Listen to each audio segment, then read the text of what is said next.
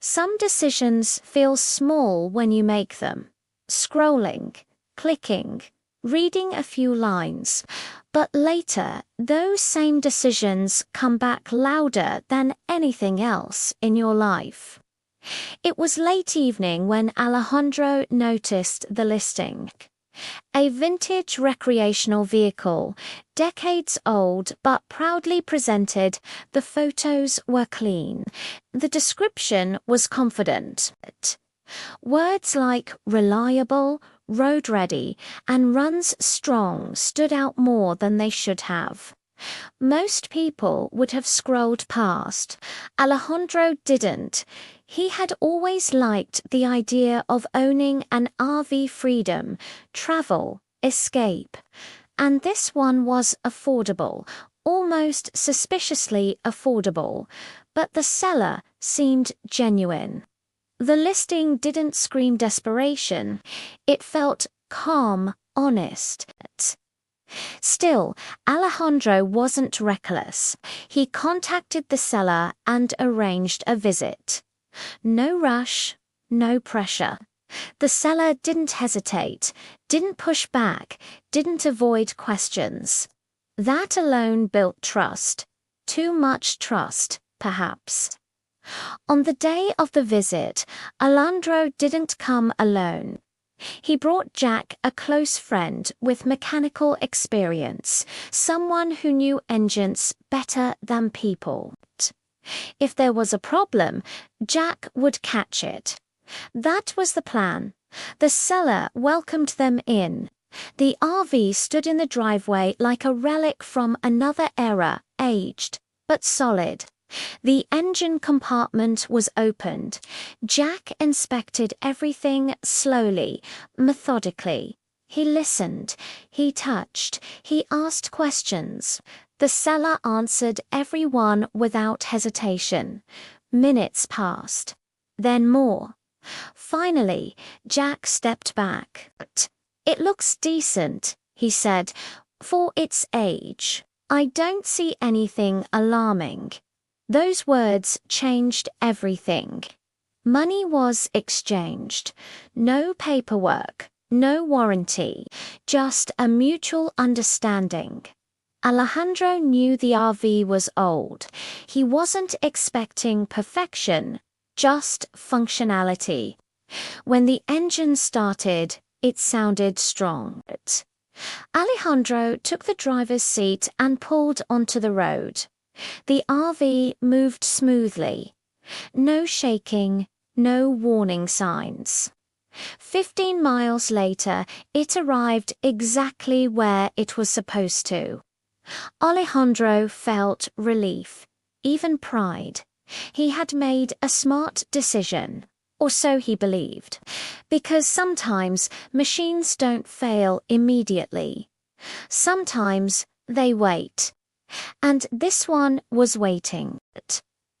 That night, Alejandro slept peacefully. The RV sat quietly outside his relative's house, parked neatly, looking harmless. Nothing about it suggested danger. Nothing hinted at what was coming next. The following morning, Alejandro prepared for a routine task, an emissions inspection. A legal formality, another short drive, nothing to worry about. The engine started again without hesitation. Alejandro pulled onto the road, feeling confident. Jack followed behind in a separate vehicle, more as support than concern. They had already driven the RV successfully. Twice now. There was no reason to expect trouble. For the first few miles, everything felt normal. Traffic passed. The road stretched ahead. The RV responded well. Alejandro even began thinking about future trips, where he might take it, how he'd fix it up over time. Then his phone rang. Jack's name flashed on the screen. Alejandro answered casually. That tone changed instantly. "Pull over," Jack said. Now, Alejandro frowned. Why, there's smoke coming out of the back. Alejandro's heart dropped. He slowed down and carefully steered the RV to the side of the road. As soon as he stepped outside, he saw it thick smoke pouring from the engine area. Not steam, not dust, smoke. Within seconds, the engine shut down completely. Alejandro tried restarting it. Nothing. The RV was dead. They stepped away, uncertain of what might happen next.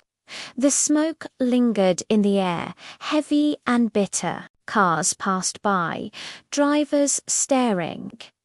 What had felt like a confident purchase hours ago now felt like a public disaster.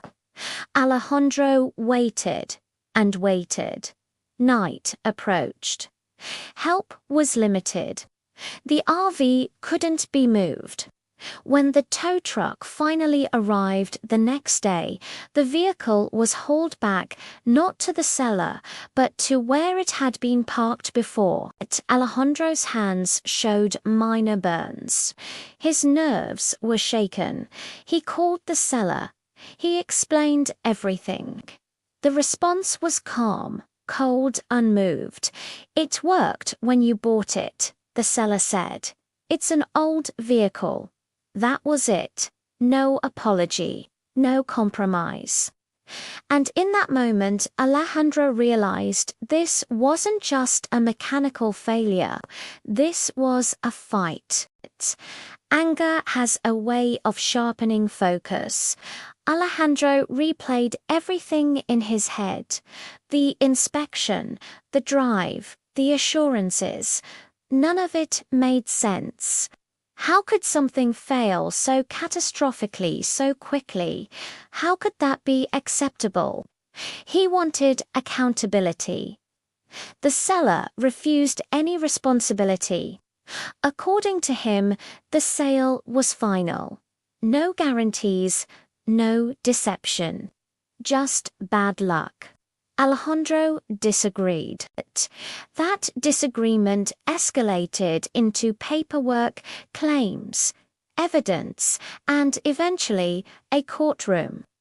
When Alejandro stepped inside, the environment felt different from the roadside chaos.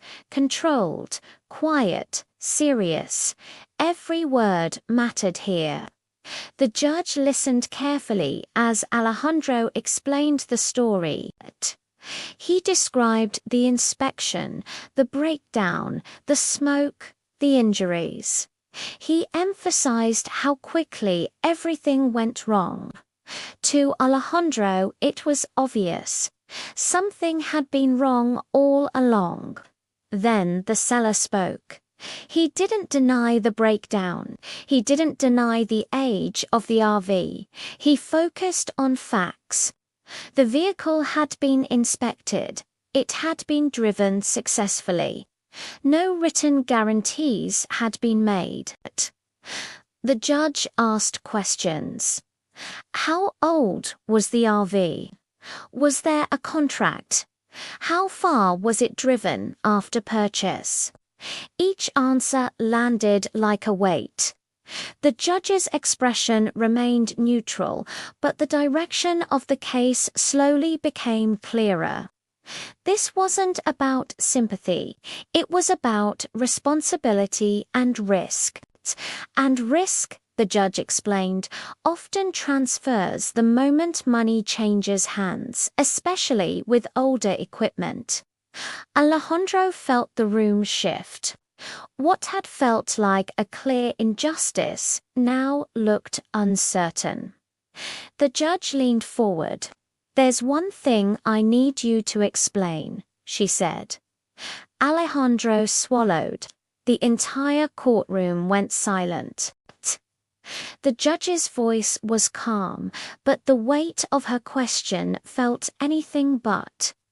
"You drove the vehicle home yourself, correct?" Alejandro nodded. "Yes, and it completed that drive without incident." "Yes, The judge leaned back slightly, her eyes never leaving him. The courtroom was silent now. No shuffling, no whispers. Everyone sensed that something important was unfolding. "So help me understand," she continued, "why you believe the seller should be responsible for a failure that occurred after multiple successful drives." Alejandro hesitated. He explained again: the smoke, the breakdown, the burns on his hands. He spoke about trust, about being told the RV was in excellent condition, about how fast everything went wrong. But the judge wasn't finished. "You brought a mechanic," she said. "Someone you trusted." "Yes." "And that mechanic inspected the vehicle before you paid." "Yes." "And after that inspection, you chose to buy it." "Yes." Each answer felt like another step backward. The judge nodded slowly. So the seller did not prevent inspection. He did not restrict access. He did not force you to buy. Alejandro opened his mouth, then closed it. The judge turned to the seller. "Did you provide any written warranty?" "No," the seller replied. "None. No return policy." "No." The judge looked back at Alejandro. "And you are aware of the vehicle's age?" "Yes." The air in the courtroom felt heavier now. What had seemed like a straightforward case was beginning to unravel. Alejandro felt frustration rise. "But it failed almost immediately," he said. "That can't be normal." The judge tilted her head slightly. "For a vehicle that old," she said, "unexpected failure is always a possibility." That sentence landed hard. Alejandro realized something terrifying in that moment. The law wasn't focused on what felt fair. It was focused on what could be proven, and proof was slipping away. The judge made a note on her pad. Then she looked up again. "There's another issue we need to address," she said. Alejandro's chest tightened because whatever was coming next felt like it might seal his fate. The judge adjusted her glasses and shifted her focus. "Let's talk about expectations," she said. Alejandro straightened his posture, sensing the direction of the discussion. Expectations were personal, subjective, dangerous. "You assumed the RV would continue operating without major issues," the judge said. "Why, Alejandro?" responded honestly. "Because I was told it was in good condition." Verbally, the judge replied, "Not in writing." That distinction mattered more than Alejandro wanted to admit. The judge explained that in transactions involving older vehicles, especially private sales, the law generally assumes buyers understand the risks, unless protections are explicitly stated. "Age changes everything," she said. "Mechanical parts wear down. Failure doesn't always mean deception." Alejandro felt the case slipping through his fingers. He tried again, but the seller said it ran great. The judge nodded, and it did. "You drove it twice." The courtroom remained quiet as the judge continued. "The issue here is not whether the RV eventually failed," she said. "The issue is whether the seller knowingly sold you something defective and hid that fact." Alejandro waited. "There is no evidence of that," the judge concluded. That sentence cut deeper than any accusation. The seller remained calm, almost motionless. He didn't need to argue. The facts were doing the work for him. Alejandro realized something painful. Trust, assumptions, and hope don't carry legal weight. Documents do. Guarantees do. Proof does. And he had none. Still, the judge wasn't ready to rule. "There is one final element we need to examine," she said. The timeline. Alejandro looked up. Specifically, she continued how quickly responsibility transferred from seller to buyer. The room felt tense again. Because timing, like expectation, has a way of deciding everything. The judge began outlining the sequence of events with precision. "Payment was made," she said. "Keys were transferred. You drove the vehicle away." Alejandro nodded slowly. "That moment," the judge continued, "is legally significant." She explained that once a buyer takes possession and operates a vehicle successfully, responsibility typically shifts unless otherwise agreed. "You accepted the RV," she said. "You drove it. You parked it. You returned the next day and drove it again." Alejandro felt a sinking sensation. "The failure occurred after all of that," the judge said. The seller finally spoke again, briefly. "That's correct." The judge acknowledged him, then returned her attention to Alejandro. "I understand why this feels unfair," she said. "But fairness and liability are not always the same." Alejandro clenched his jaw.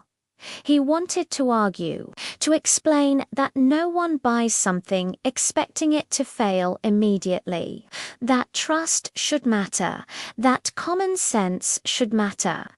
But the courtroom wasn't built on common sense. It was built on rules. Rules that didn't bend easily. The judge paused, reviewing her notes one final time. The silence stretched. Every second felt deliberate. Then she looked up. "I'm prepared to make a decision," she said. Alejandro's heart raced. But before she could speak further, she added something unexpected. "There's one question I want you to answer honestly," she said, looking directly at Alejandro. "If the RV had continued running for months before failing, would you still be here?" The question hung in the air like a trap. Alejandro hesitated, and in that hesitation, the answer revealed itself. The judge nodded, as if she had just confirmed what she needed. The ruling was close now, painfully close, and Alejandro could feel it. The outcome was no longer in his control. The courtroom was quiet in a way that felt intentional. Not awkward, not accidental. This was the kind of silence that carried meaning. Alejandro stood still, replaying the judge's last question in his mind. "If the RV had lasted longer, would you still be here?" He knew the answer, and so did everyone else in the room. But knowing something doesn't make it easier to accept. The judge gave both sides a moment, not to speak, but to absorb. She reviewed her notes carefully, scanning timelines, statements, and facts that had already been spoken aloud. There was no rush. This was not entertainment to her. It was procedure. Alejandro watched her closely, searching for any hint of sympathy, any sign that the outcome might still turn in his favor. The seller remained composed. He had said very little, and that was intentional. He didn't need to convince anyone. The structure of the case was doing that for him. The judge finally spoke again. "This case is difficult," she said, "not because the facts are unclear, but because the emotions are strong." Alejandro felt that sentence deeply. She acknowledged the stress of the breakdown, the fear caused by smoke and engine failure, and even the frustration of feeling misled. But acknowledgement, she explained, was not the same as liability. Buying used equipment, she said, especially equipment that is decades old, always carries risk. She paused, letting the words settle. Alejandro realized something in that moment. The judge wasn't questioning his honesty. She wasn't accusing him of exaggeration. She simply didn't see a legal path to hold the seller responsible. Still, the judge wasn't done. "There is one last issue," she said, "that often confuses buyers." Alejandro looked up again. "Expectations," she continued, "do not override responsibility." The judge explained that even sincere verbal assurances don't create binding obligations unless they are specific and documented. General phrases like "runs great" are not guarantees, they are opinions. That distinction felt cruel. Alejandro felt the case slipping away completely now. The judge closed her folder. "I'm ready to rule," she said. Alejandro's chest tightened, because whatever came next would change how he remembered this purchase forever.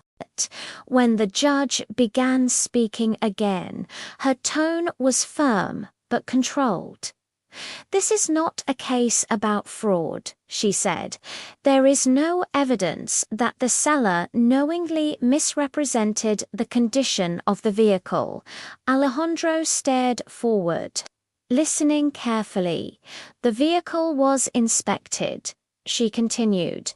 "It was driven successfully. It changed hands willingly." She explained that the law places importance on opportunity, the opportunity to inspect, to test, and to decline. Alejandro had all three. The failure, she said, occurred after ownership was clearly transferred. The words felt heavy. Alejandro wanted to interrupt. He wanted to say that none of that erased the danger he experienced or the injuries he suffered. But the courtroom was not a place for what-ifs. The judge continued. "In private sales of older vehicles, the buyer assumes responsibility unless protections are explicitly agreed upon." She paused. There were no such protections here. Alejandro felt the room closing in. Then came the ruling. "I find that the seller is not legally responsible for the mechanical failure," the judge said. "The request for a refund is denied." The sentence landed like a final blow. But the judge wasn't finished. She addressed Alejandro directly. "I understand that this outcome is disappointing," she said, "but disappointment does not equal entitlement." Alejandro swallowed hard. The seller exhaled quietly, the tension he had carried finally releasing. The judge concluded by reminding both parties that the law cannot undo every bad outcome. It can only decide responsibility based on evidence. "Case dismissed," she said.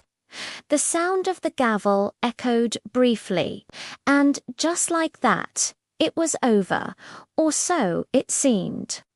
Because sometimes the true impact of a decision isn't felt in the moment it's made, but in the realization that follows. The courtroom began to empty slowly. People gathered their belongings. Conversations resumed in hushed tones. And the moment that had carried so much weight just minutes earlier faded into routine. For most, it was just another case. For Alejandro, it was something else entirely. He stood still for a moment, processing what had happened. The ruling echoed in his mind, not as anger, but as clarity. He hadn't lost because he was dishonest or careless. He had lost because the law saw risk where he saw trust. Outside the courtroom, reality felt sharper. The RV was still broken.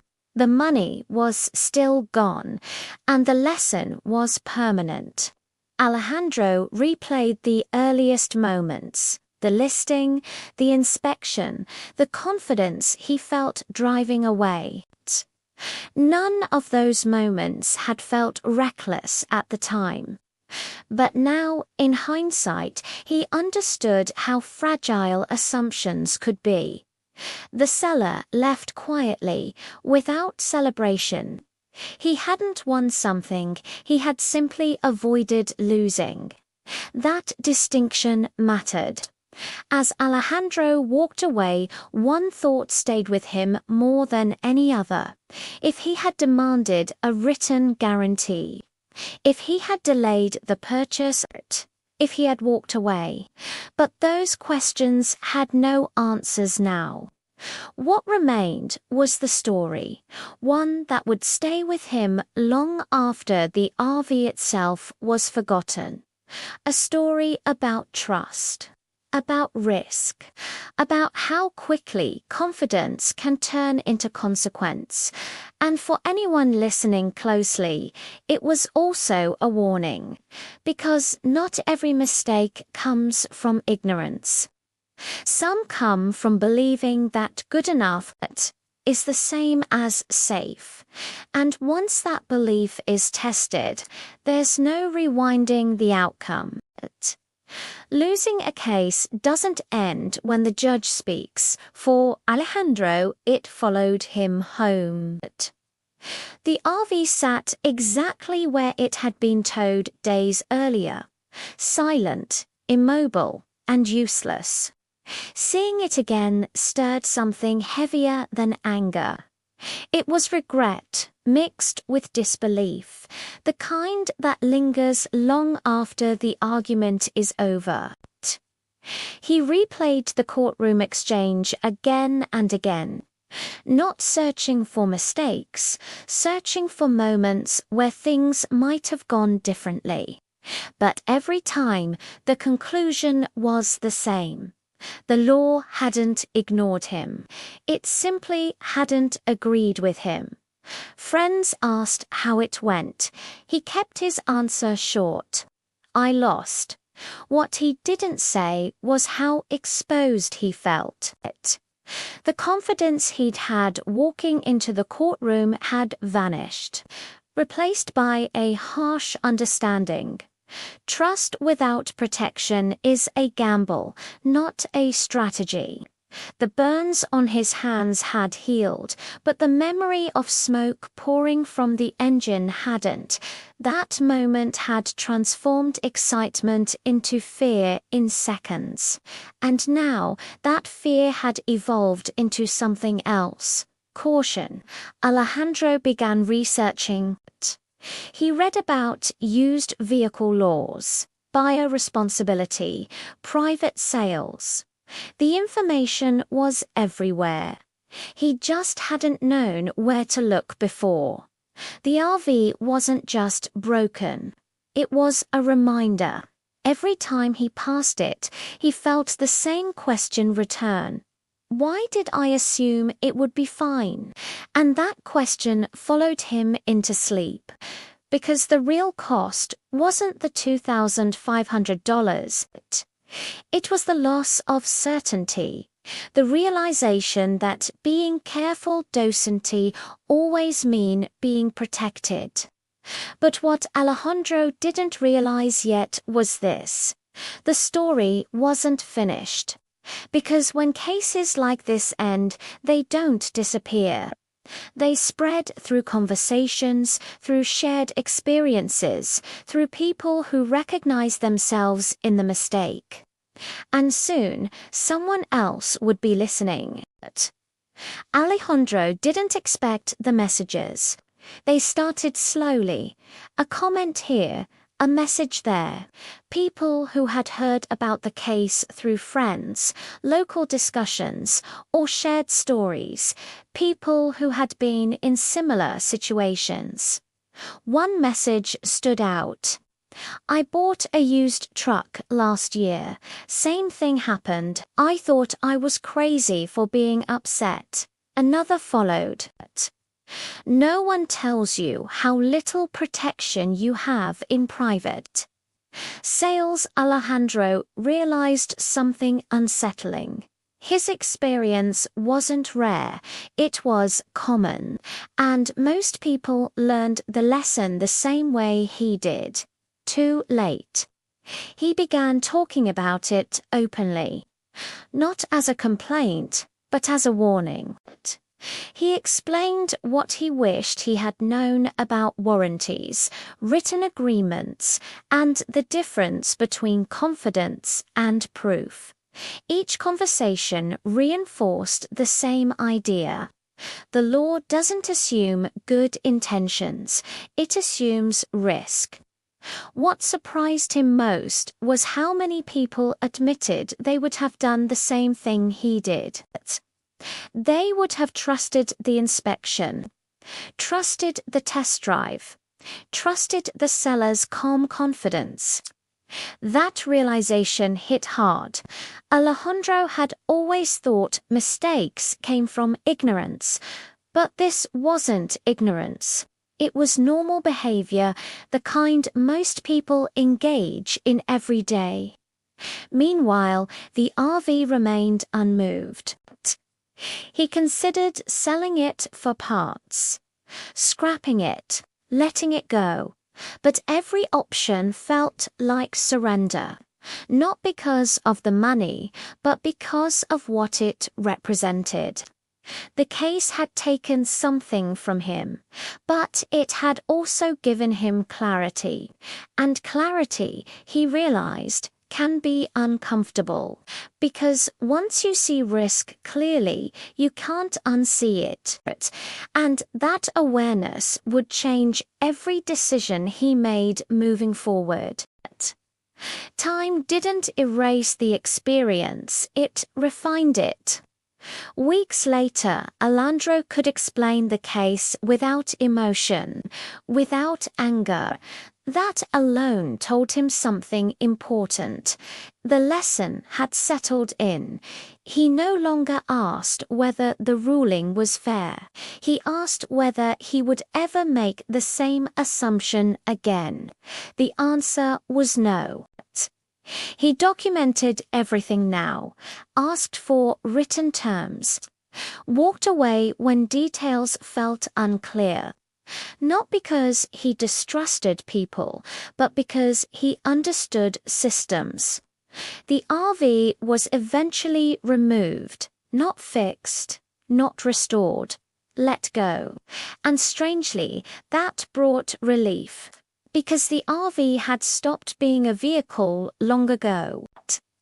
It had become a symbol of how easily confidence can replace caution and how expensive that substitution can be.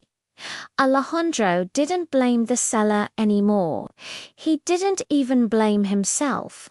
He blamed the silence around these kinds of risks, the way no one warns you until after it happens. But that silence had been broken. He shared the story whenever it felt relevant, and every time someone listened closely, Someone recognized themselves in it. That's how lessons spread, not through rulings, but through stories. And this story carried a simple truth. When you buy trust, make sure it comes with proof. Because once ownership begins, responsibility follows, and responsibility doesn't negotiate. Alejandro thought time would soften the memory. Instead, it sharpened it. Every major decision afterward carried an echo of the RV incident: buying a used phone, signing a lease, even agreeing to small favors. His mind now paused where it never used to. What's written? What's guaranteed? What happens if this fails? This constant hesitation wasn't fear, it was awareness. And awareness had a cost. Friends noticed the change. He was quieter, more analytical, less trusting of "it'll be fine" explanations. When asked why, he told the story. Not dramatically, just factually. And every time he did, the reaction was the same: silence. People didn't interrupt. They didn't argue. They leaned in, because deep down they recognized the situation, not the RV specifically, but the moment where confidence outruns protection. Alejandro began to realize something unsettling. This wasn't just his mistake, it was a shared one, a cultural one. People trusted verbal reassurance far more than documented reality. What bothered him most was how easily it could happen again. The seller hadn't been aggressive. The inspection hadn't been fake. The breakdown hadn't been immediate. Everything had looked reasonable. That was the danger. Mistakes that look unreasonable are easy to avoid. Mistakes that look normal are not. Alejandro wondered how many people were making similar decisions at that very moment, scrolling listings, trusting inspections, shaking hands, and how many of them would end up exactly where he had stood, in a courtroom, explaining why they felt wronged, learning why the law disagreed. That thought stayed with him. Because if something felt common, it could happen again. And not just to him. Months after the case, Alejandro stumbled upon something unexpected. While organizing old messages, he reread the original listing. Not casually, carefully, word by word. That's when he noticed it. The description never promised durability, never promised future reliability. It only described the present moment. Runs well, operational, good condition for its age. At the time, those words had blended together. Now they stood apart. Alejandro realized the truth. He hadn't been misled. He had interpreted. An interpretation, he now understood, is where many disputes begin. The seller hadn't guaranteed the RV would continue running. He had simply stated that it was running when sold, and technically that had been true. This realization hit harder than the ruling itself, because it meant the failure wasn't legal. It wasn't ethical. It was psychological. The brain fills gaps automatically. When something sounds confident, we hear certainty, even when none is offered. Alejandro wondered how many times he'd done that before. Accepted comfort as commitment, tone as promise. This wasn't about vehicles anymore. It was about perception, and perception, once questioned, changes everything. He began noticing it everywhere: advertisements, conversations, casual assurances, language designed to feel solid without being binding. And once you see that pattern, it's impossible to ignore. The RV case had ended in court, but its lesson had just begun. Because understanding how easily perception replaces protection is far more unsettling than losing money. It means the risk is always there, quiet, invisible, waiting. There was one question Alejandro could never fully answer. If I had known then what I know now, would I still have bought it? He wanted to say no, but honesty complicated things. Because at the time, the decision made sense. That realization bothered him more than the loss itself. It meant that intelligence doesn't prevent mistakes, context does. And context is always incomplete. Alejandro started documenting decisions differently. He didn't just ask whether something felt right. He asked what assumptions he was making without proof. That single habit changed everything. Opportunities slowed down, but regret disappeared. He also noticed something else. People didn't like these questions. Sellers grew uncomfortable. Conversations shortened. Deals fell apart. And that was fine. Because clarity filters risk. The RV had taught him that avoidance isn't weakness, it's strategy. But the lingering question remained. Not about the RV, about the system. How many people were standing where he once stood, confident, informed, and still vulnerable? And how many would only understand that vulnerability after something went wrong? That question haunted him. Because once you understand risk, you can't stop seeing it, not just in purchases, but in promises, agreements, and even relationships. The RV wasn't just a loss, it was an awakening. And awakenings don't fade quietly. They reshape everything that follows. Alejandro didn't expect to hear the story again, not from someone else. It happened during a casual conversation at work. A colleague mentioned buying a used vehicle from a private seller. The tone was light, almost joking, until one sentence froze Alejandro in place. It broke down 2 days later. Alejandro listened closely as the details unfolded. No warranty. No written agreement. A test drive that went fine. A seller who seemed honest. A mechanic who didn't raise alarms. It was almost identical.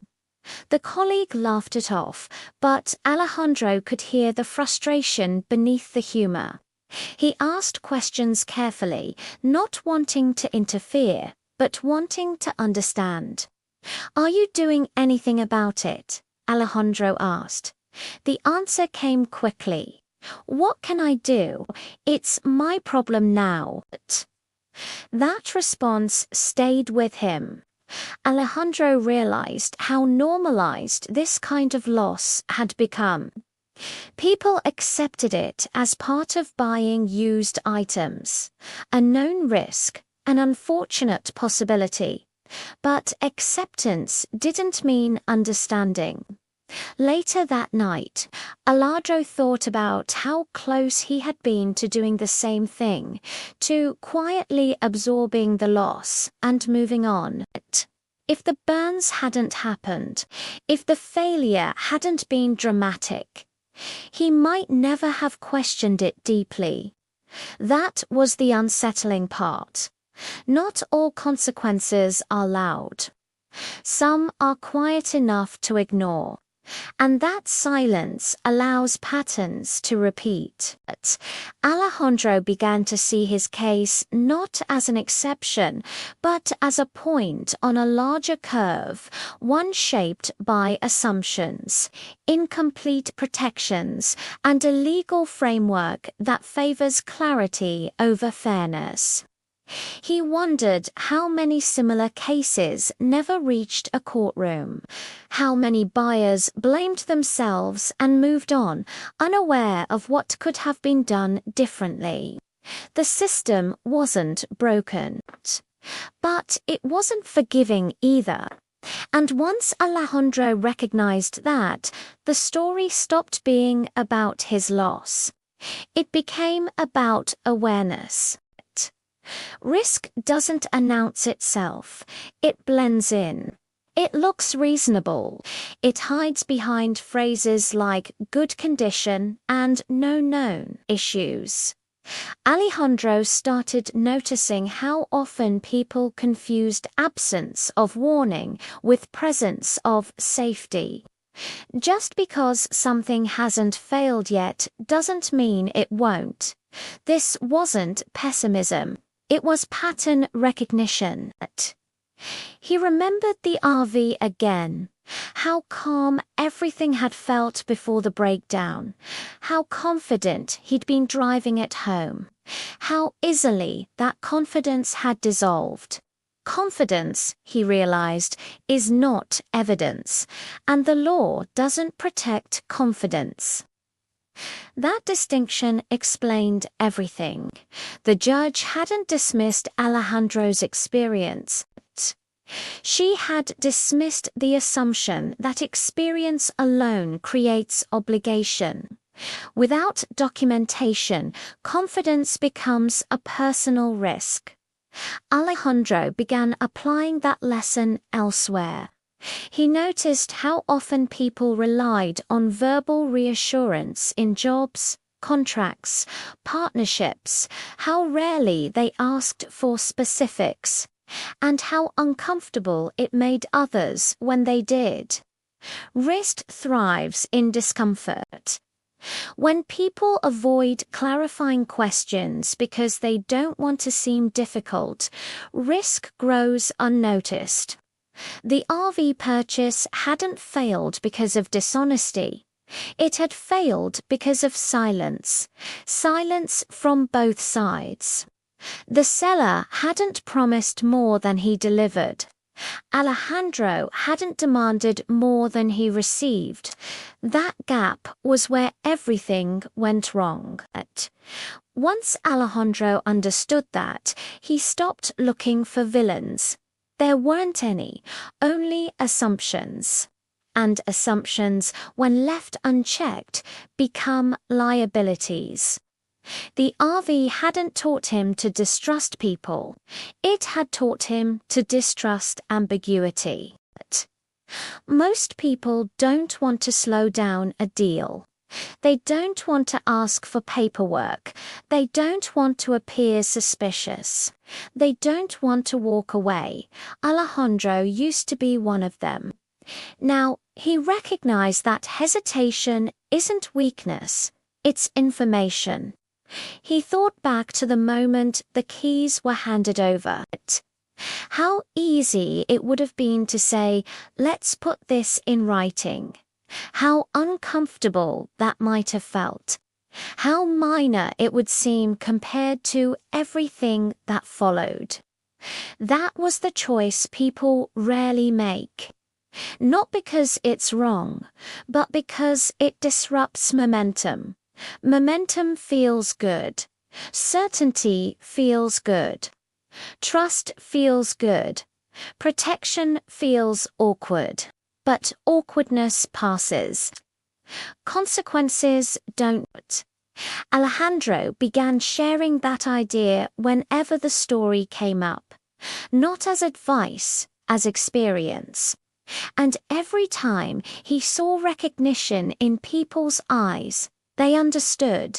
They just hadn't wanted to think about it. That's how risk survives. not through deception, but through avoidance. The RV case was closed. The judgment was final. But the lesson was still unfolding. Because somewhere, someone was about to make a decision that felt reasonable, familiar, safe, and whether they paused or not would decide everything that came next. Alejandro never argued with the law after the ruling, but that didn't mean he stopped questioning it. Late at night, he found himself replaying the judge's words, not angrily, but thoughtfully. Everything she said had been correct, precise, logical, yet something about it still felt unfinished. The law had answered who was responsible. It hadn't answered who was right. That distinction mattered more than Alejandro expected. He started reading similar cases. Not just vehicle disputes, but appliance sales, equipment failures, even housing issues. Over and over, the same pattern appeared. Buyers assumed protection that didn't exist. Sellers relied on technical truth, and courts ruled based on documentation, not intent, legally sound, emotionally distant. Alejandro realized the law was designed to create boundaries, not comfort. It didn't exist to soften outcomes. It existed to define responsibility.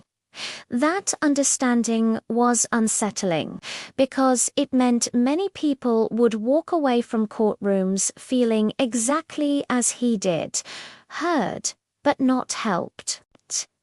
He wondered whether sellers ever thought about what happened after a sale. Not legally, morally. Did responsibility truly end the moment money changed hands? The law said yes, but conscience wasn't so clear. Alejandro didn't blame the seller anymore, but he couldn't fully absolve him either. Not because of deception, but because of indifference. That grey area haunted him. Because grey areas are where most real-life conflicts live, and the law doesn't like grey. There was one question Alejandro noticed people avoided. What should responsibility look like? Not legally, not technically, but ethically. Most discussions stopped at legality. If something was allowed, it was accepted. End of conversation. But Alejandro wasn't satisfied with that anymore. He thought about the seller again, the calm tone, the lack of concern when things went wrong. Not cruelty, just distance. Was that wrong legally? No. But ethically, that depended on perspective. Alejandro imagined himself in the seller's position. If he had sold something that failed days later, would he have helped? Offered something? Even if he wasn't required to.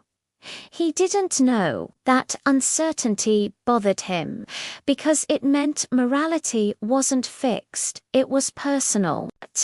And personal standards varied wildly. Some people felt responsible beyond obligation. Others felt responsible only up to the law. Neither was illegal, but the difference shaped outcomes. Alejandro realized that society often confuses legality with integrity. We assume that if someone did nothing wrong legally, they did nothing wrong at all. That assumption simplified things, but it also erased nuance. The RV case hadn't exposed a villain. It had exposed a gap, a space where responsibility ended legally, but expectation continued emotionally, and that gap was wide. wide enough to swallow trust. Alejandro eventually stopped asking whether the system should change. He began asking who the system was designed to teach. Because it seemed clear now the law didn't prevent mistakes. It responded to them, and often the lesson came after the damage was done. The system assumed adults would protect themselves, that they would ask the right questions, demand the right documents, and walk away when certainty was missing. But no one taught them how. Those lessons were learned through loss. Alejandro thought back to his earlier self, confident, prepared, careful by his own standards. He hadn't been reckless. He had simply been incomplete. The system didn't punish dishonesty, it punished assumption, and assumption was everywhere. Once Alejandro understood that, his anger dissolved completely. What replaced it was something quieter, acceptance mixed with responsibility. Not responsibility for the outcome, but for the lesson.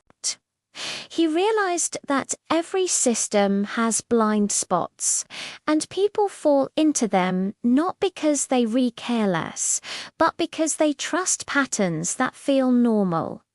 The RV case wasn't tragic, it was instructional. And instruction, when it comes from experience, is expensive. Alejandro now carried that instruction forward. Not loudly, not bitterly, but consistently. Because once you learn how the system works, you stop expecting it to protect you and start protecting yourself. And that realization, more than the ruling itself, was the true turning point of the story. Alejandro didn't expect his story to travel beyond the courtroom. But stories have a way of escaping the places where they begin.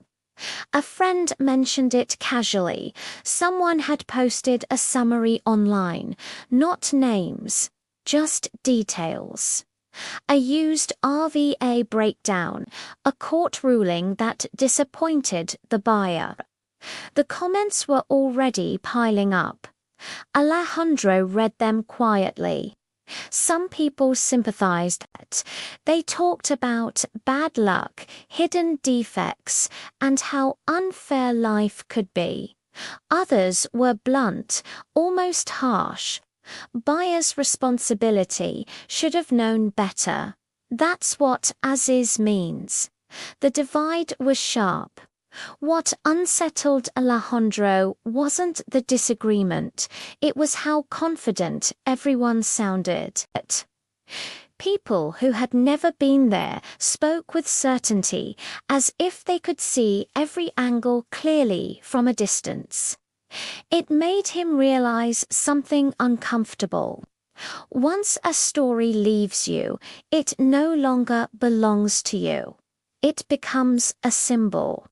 To some, Alejandro represented carelessness. To others, vulnerability. To a few, a warning. No one asked how it felt to stand there when the smoke rose, or how quiet the drive home felt afterward. Those details didn't fit into neat opinions. Online, nuance disappears first. Alejandro stopped reading after a while. Not because it hurt, but because it clarified something important. People don't judge experiences, they judge outcomes, and outcomes are easy to simplify. That realization added a new layer to the story. The courtroom hadn't been the final stage. Public opinion was, and public opinion had no rules. Weeks passed. Life settled into routine again, and that's when the real test appeared. Alejandro needed another vehicle, nothing major, just something reliable for work. A co-worker mentioned a deal, a private seller, low price. Recently inspected, Alejandro felt the familiar pull. He told himself he'd be smarter this time, more careful. He asked questions, requested documents, took notes. Everything checked out. And still a quiet voice lingered. This feels familiar. The danger wasn't ignorance anymore.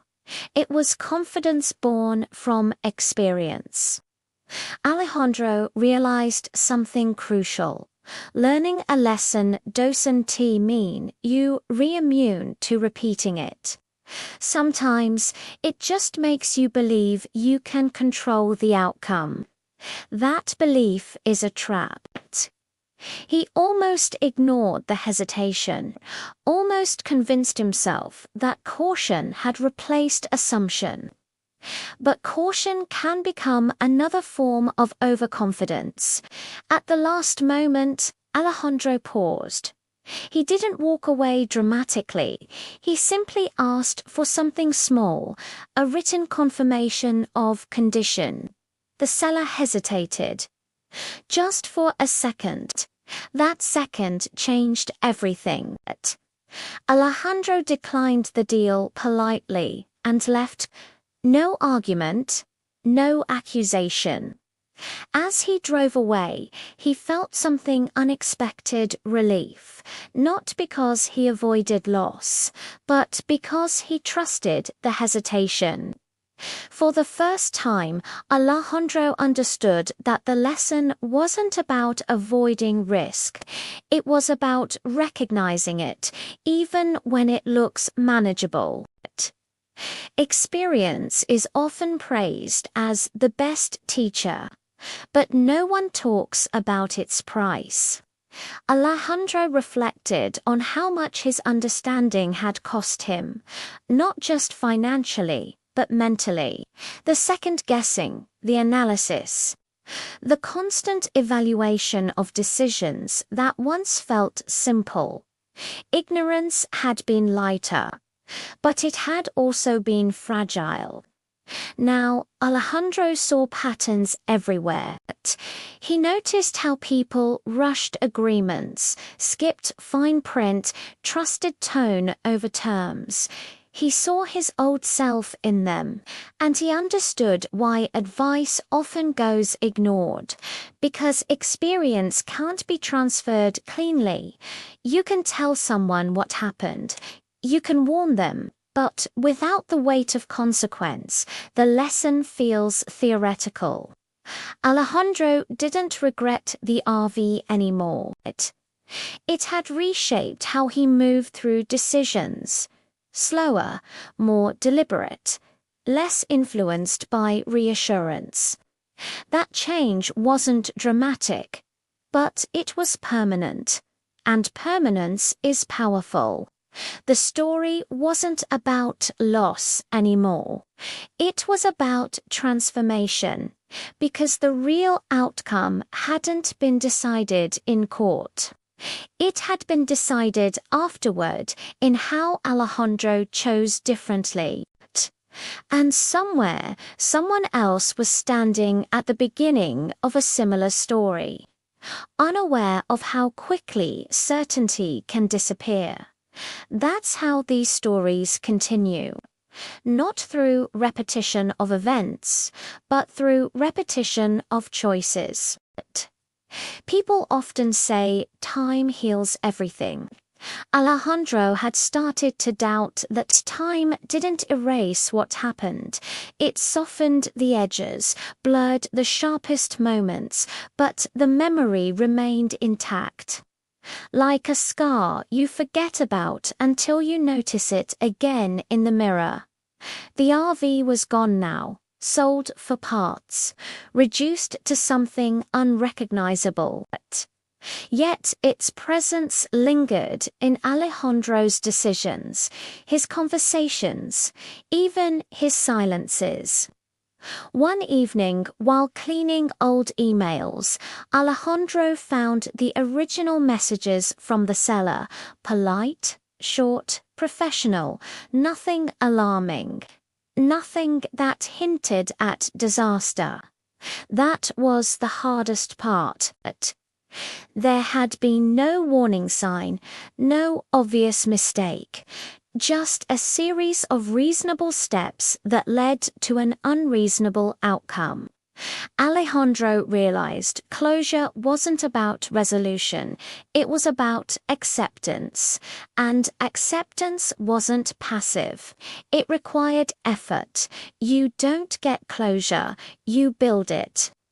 But building it meant revisiting moments he wanted to forget.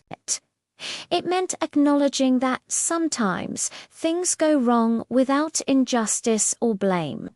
And that truth is deeply unsatisfying. Because humans want villains. We want clear endings. We want someone to point to and say, that's where it broke. But some stories break quietly. Alejandro understood now that the lack of drama didn't make the experience smaller, it made it heavier, because it could happen again, to anyone. The call came months later. Alejandro almost didn't answer. Unknown number, no voicemail left, but something told him to pick up. It was the seller. The voice sounded older than Alejandro remembered, slower, less certain. I heard about what happened, the man said after an awkward pause. I didn't realize how serious it was. Alejandro said nothing at first. Not because he was angry, but because he wasn't sure what he felt. The seller explained that someone had shown him an online discussion about the case. He hadn't recognized it at first. Then the details lined up. I just wanted you to know, the man continued, I never meant for anyone to get hurt. It wasn't an apology. It wasn't a defense. It was something in between. Alejandro listened carefully. This was the conversation he once imagined would fix everything. Yet now, standing inside it, he realized it changed nothing. And that surprised him. The damage was already absorbed. The lesson already learned. Still, the call mattered. Not legally, emotionally. It reminded Alejandro that people exist beyond their roles. Seller, buyer, defendant, plaintiff. Those labels flatten complexity.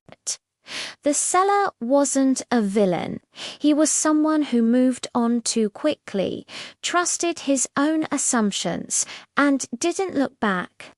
Just like Alejandro had once, they ended the call politely. No promises, no demands. But when it ended, Alejandro felt lighter. Not because things were resolved, but because they were acknowledged. Stories don't end when we think they do. They end when they stop influencing choices. Alejandro realized that long after the case faded from conversation, it continued shaping how he lived.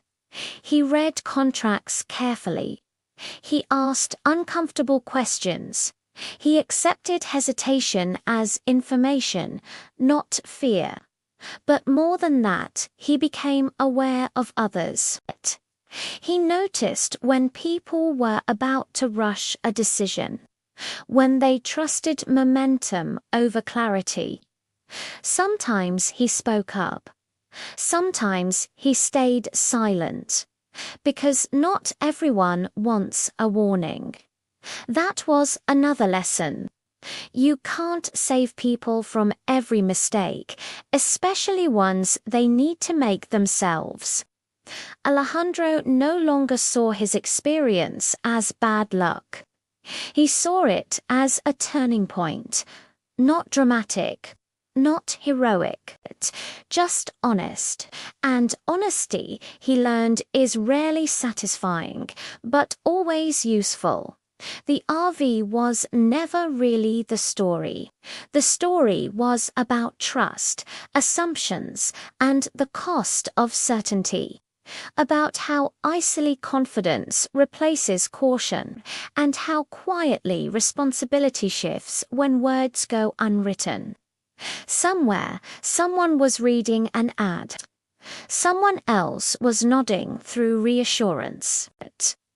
Someone was saying, "It'll be fine," and it probably would be, until it wasn't. That's how these stories begin.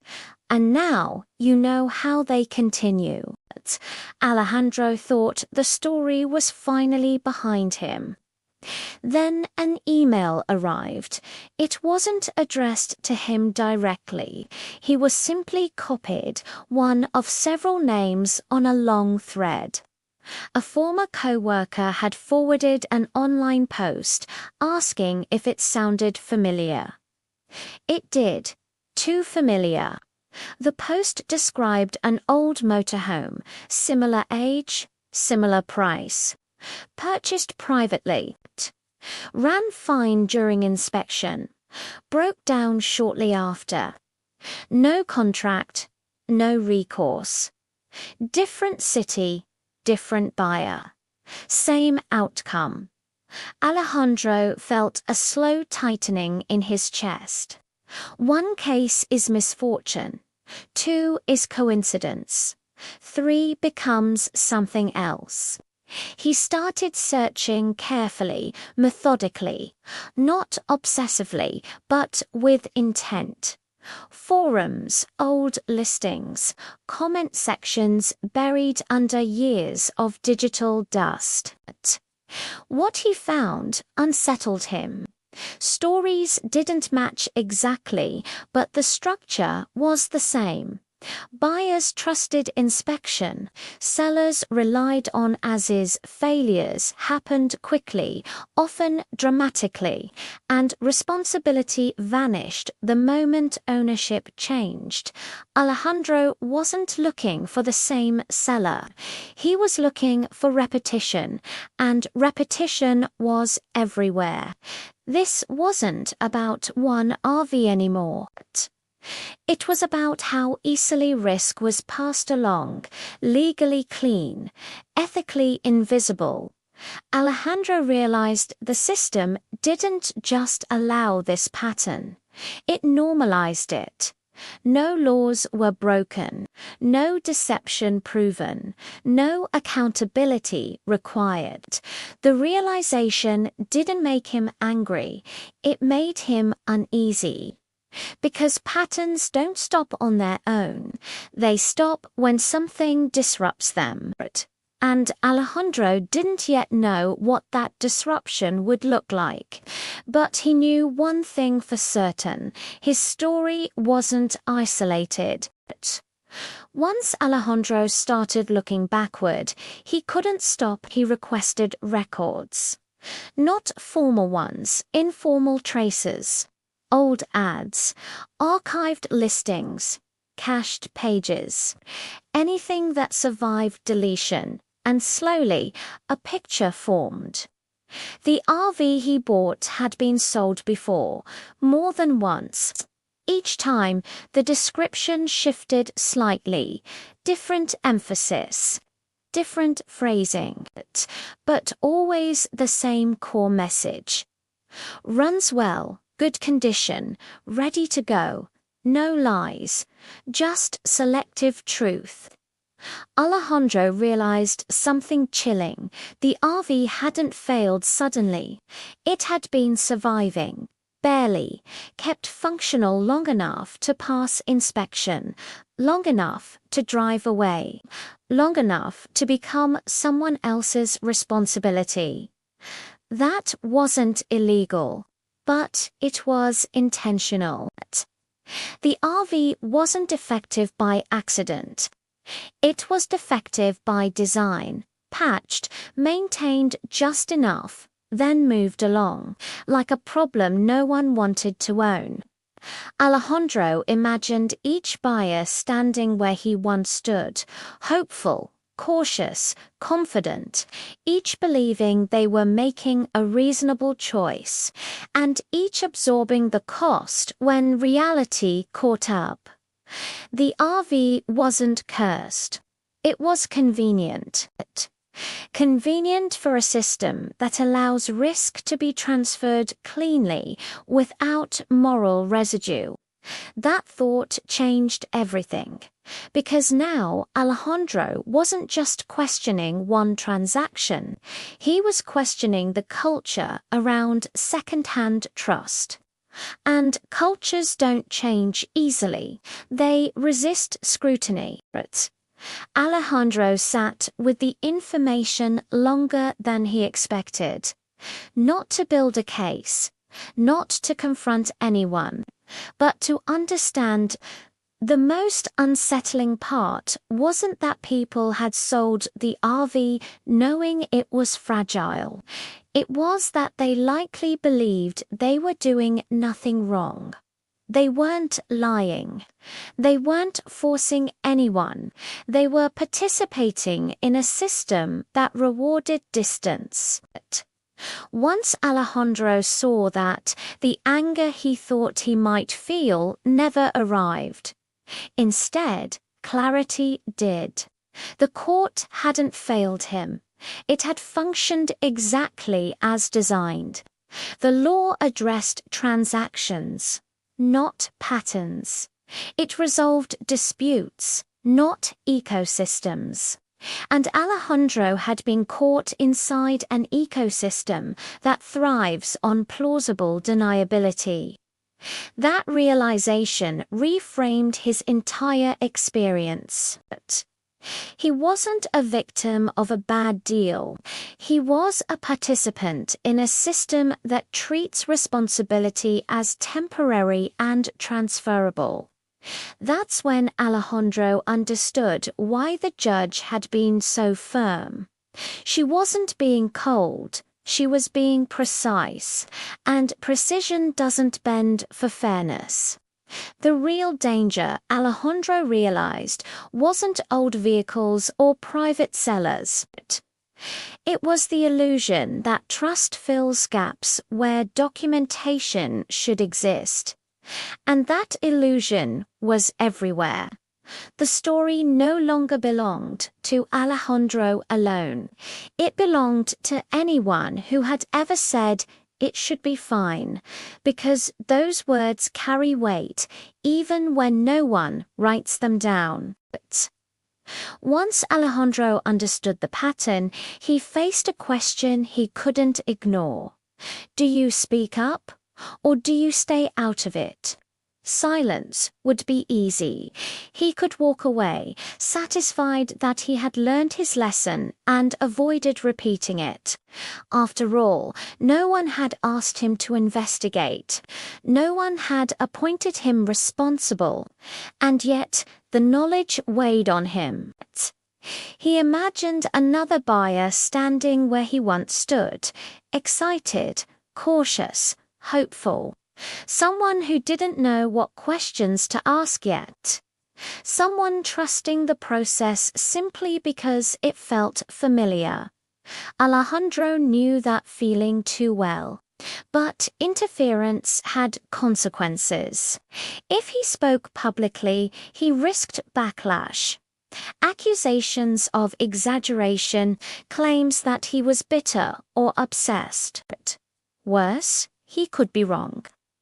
Patterns can mislead as easily as they reveal truth. And once a claim is released into the world, you can't control how it's used. Alejandro wasn't a journalist. He wasn't a lawyer. He wasn't an authority. He was just someone who had noticed something uncomfortable. That's often how responsibility begins. Not with permission, but with awareness. He drafted a post, deleted it. Drafted another, softened the language, removed names, removed judgment, focused only on process, not blame. Even then, his hand hesitated over the keyboard, because speaking up meant stepping into uncertainty again, and uncertainty had already cost him once. But this time, the risk wasn't financial. It was reputational, emotional, social. Alejandro took a breath and pressed publish. Not loudly, not dramatically, just enough to be seen. The response was immediate, not explosive, but steady. Comments arrived slowly at first, then faster. Some thanked him for sharing, others challenged his conclusions. A few dismissed the entire idea outright. Alejandro watched the conversation unfold with mixed emotions. This was no longer just his experience. It was becoming a discussion, and discussions have momentum. People added their own stories. Similar purchases, similar outcomes. Slight variations, same core structure. The pattern widened. What surprised Alejandro most wasn't agreement. It was recognition. People didn't argue that these things happened. They argued about whether they mattered. Some insisted this was simply how used markets worked. That personal responsibility was the price of freedom. That regulation would only complicate things. Others pushed back, asking why transparency was treated as optional, why buyers were expected to absorb losses silently. The line between opinion and principle blurred. Alejandro stayed quiet. He didn't defend himself, didn't escalate. He let the discussion exist without steering it. But attention has gravity. Soon, messages arrived privately. People asking for advice, for reassurance, for validation. Alejandro realized he had crossed an invisible boundary. He wasn't just sharing a story anymore. He was being positioned as a reference point. That made him uneasy, because authority is often assigned before it's earned, and once assigned, it's hard to refuse. Alejandro answered carefully. He avoided telling anyone what to do. He repeated the same idea again and again. Clarity matters. Documentation matters. Hesitation matters. Still, he could feel the shift. Attention doesn't just amplify messages, it reshapes responsibility, and Alejandro wasn't sure how far this would go. The message that changed everything arrived late at night. It was short, direct, and unsettling. The sender claimed to recognize the RV from Alejandro's description. Same model, same modifications, same repair marks, different seller. The message included a photo. Alejandro stared at it longer than he should have. It was unmistakable. The RV had been sold again. Recently. Alejandro felt a rush of conflicting emotions, disbelief, concern, and something close to guilt.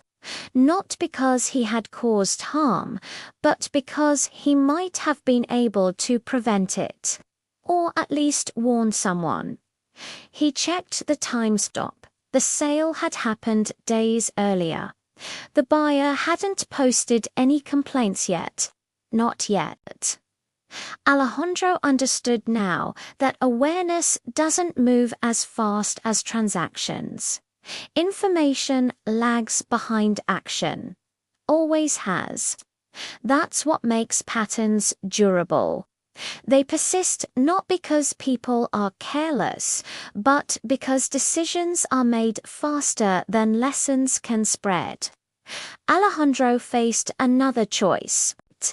He could reach out to the buyer, risk being ignored, or accused of interference, or dismissed as someone with an agenda. Or he could step back again, trusting that people find their own way through experience. Neither option felt clean, because once you know something, inaction becomes a decision. Alejandro typed a message.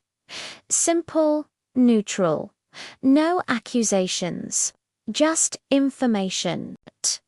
He didn't send it immediately. He waited, because some messages can't be taken back. And this one might change someone else's story, for better or worse.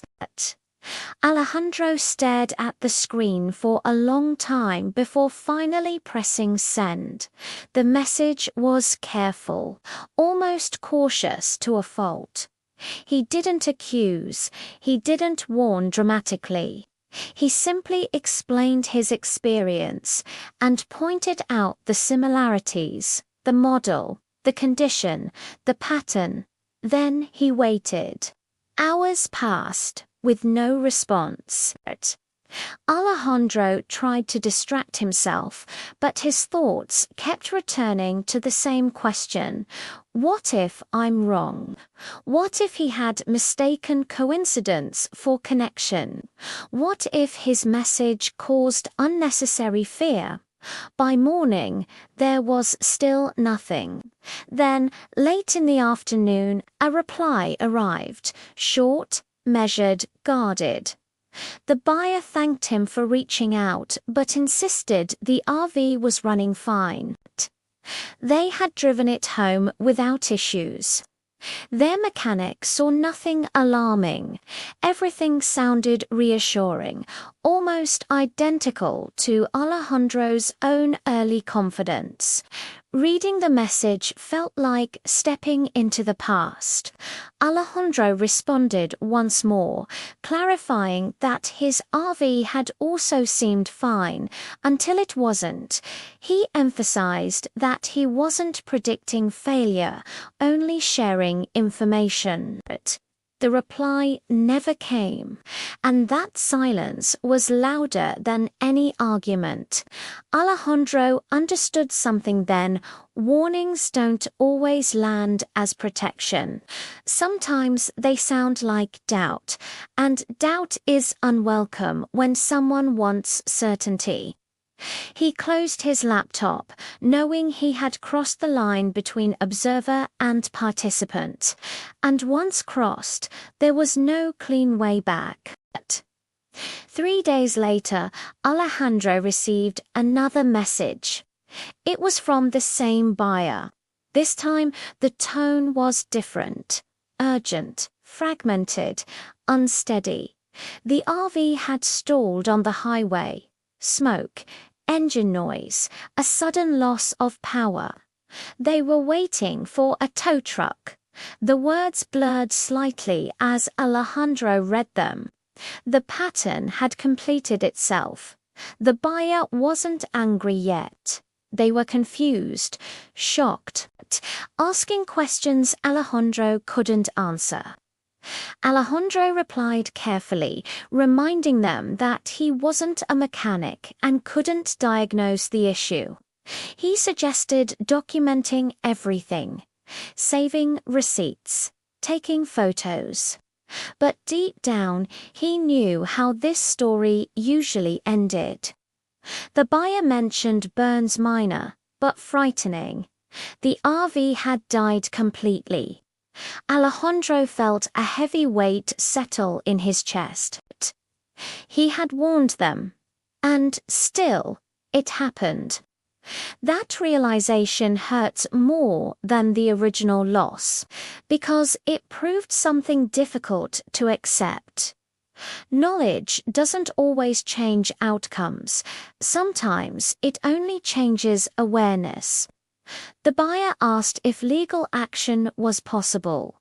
Alejandro paused. He remembered the courtroom, the questions, the ruling, the certainty of the law. He answered honestly. That honesty felt cruel. But false hope would have been worse.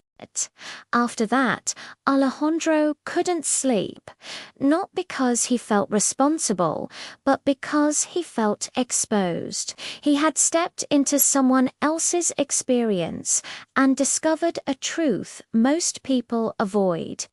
You can't rescue others from lessons they aren't ready to learn, even with warning, even with evidence, even with empathy.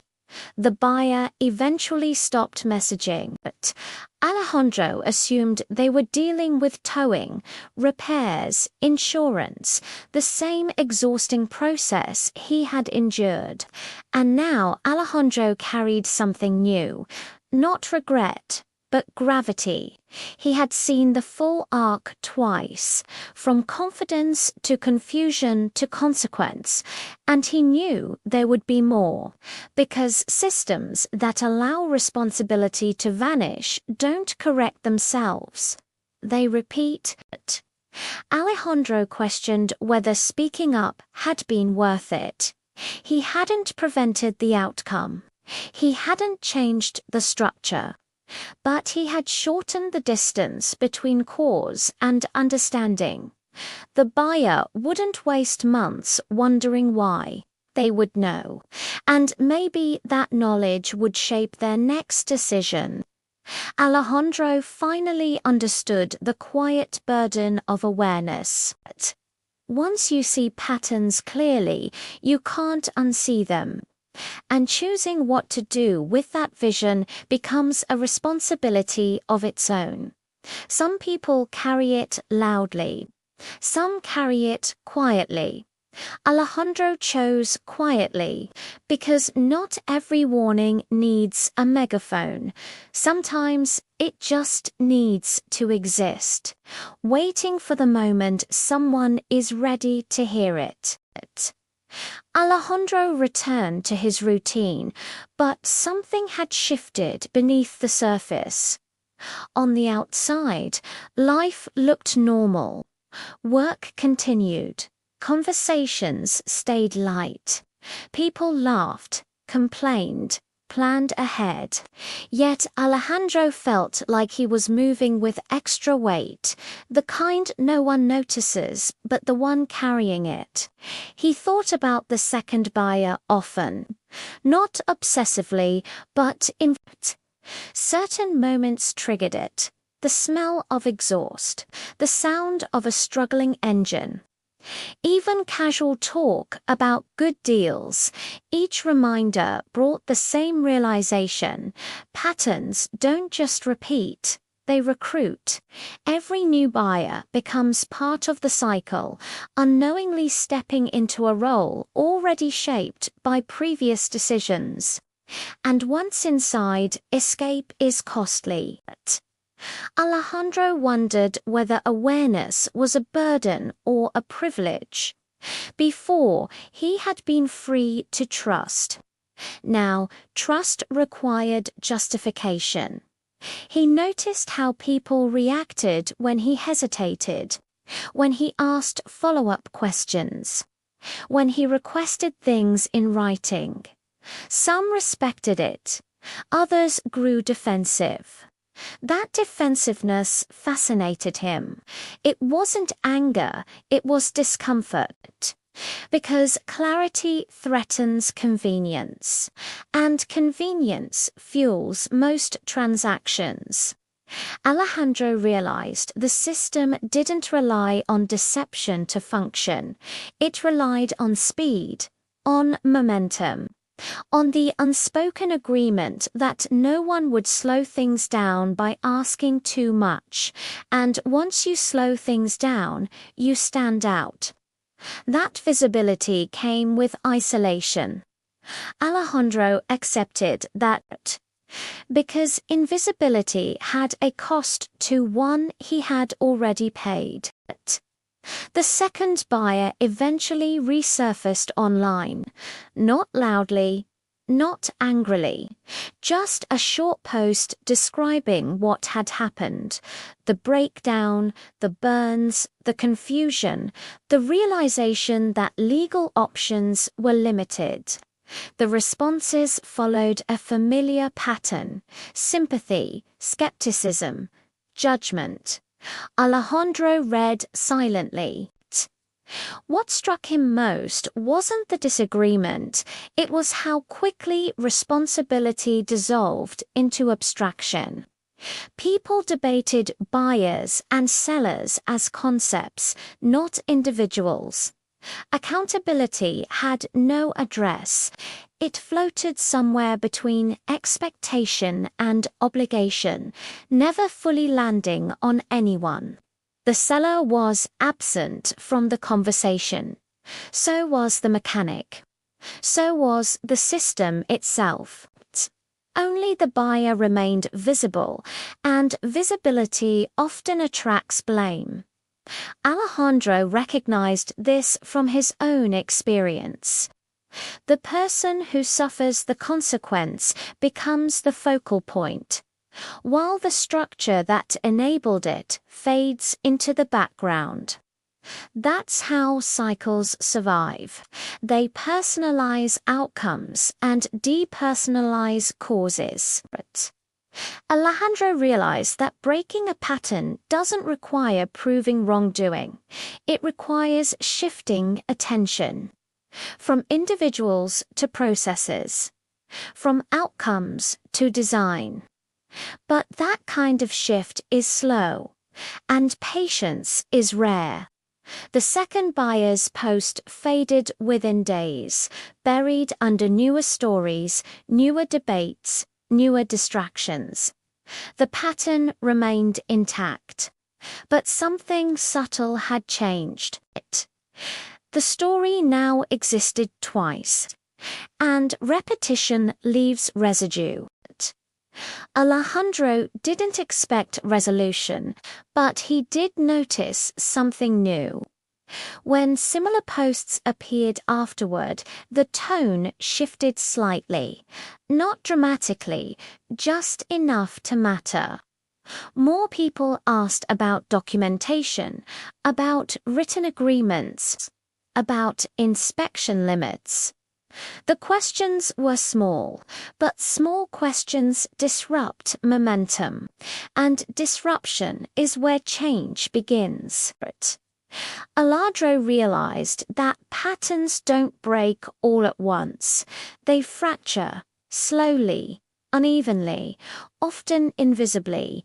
One buyer hesitates, another walks away, another insists on clarity. Each decision weakens the cycle just a little, not enough to celebrate, but enough to continue. Alejandro stopped measuring success by prevention. He started measuring it by awareness. If one person avoided the outcome he had faced, that mattered, even if others didn't. He also accepted something difficult. Not everyone wants to be saved from mistakes. Some lessons require personal consequence, and that's not cruelty. That's reality. The RV was gone. The court case was over. The money was lost. But the story had outgrown all of that. It had become a quiet reminder that trust without structure is fragile, and confidence without clarity is borrowed time. Alejandro didn't see himself as a warning anymore. He saw himself as a reference. Something people might remember when hesitation appears, and sometimes remembering is enough. Because the most dangerous patterns aren't the ones we don't see. They're the ones we accept as normal. And once normal is questioned, it never looks the same again. Not dramatically, not in a way that announced itself, Time moved the way it always does, quietly, steadily, without asking permission. The RV incident became something Alejandro rarely spoke about, yet often remembered. Not in detail, but in influence. It showed up in his decisions like a shadow that moved when he did. He had settled into a rhythm of caution, not fear, discipline. He no longer rushed agreements. He no longer trusted confidence alone. He asked questions that once felt uncomfortable and now felt necessary. People noticed. Some admired it. Some resisted it. A few joked that Alejandro was overthinking things. He smiled when they said it. He used to believe that too. What Alejandro understood now was that consequences don't disappear with time. They evolve. They become quieter, more internal. The money he lost mattered less now. The lesson it brought mattered more. He noticed how easily people dismissed long-term risk for short-term convenience. How often they said, "It'll probably be fine," and how rarely they prepared for if it wasn't. That phrase, "probably fine," had become a warning sign to him. Time hadn't healed the story. It had clarified it. The reminder came unexpectedly. A younger co-worker approached Alejandro one afternoon, holding a phone. They were excited, nervous, on the edge of a decision. "I'm thinking about buying something," they said. "Can you look at this for me?" Alejandro glanced at the screen. An ad. Private seller. Great condition. Good price. He felt the echo immediately. Not panic, not anger, recognition. He didn't tell the story right away. He asked questions instead. Simple ones. About paperwork. About guarantees. About inspection limits. The co-worker hesitated. "I don't want to seem difficult," they said. Alejandro smiled gently. "That's the part that matters most," he replied. He shared his experience briefly, without drama. Just facts. Just outcomes. The co-worker listened closely, asked more questions, slowed down. Days later, they returned. They had walked away from the deal. Not because it was dangerous, but because it wasn't clear enough. Alejandro felt something settle inside him then. Not victory. Continuity. The lesson had traveled not loudly, not forcefully, but effectively. That was how patterns break, not through confrontation, but through transmission. Alejandro eventually understood what the story had never been about. It wasn't about an RV. It wasn't about money. It wasn't even about the law. It was about how people navigate uncertainty. Some rush through it. Some ignore it. Some pause and examine it. And that pause changes everything.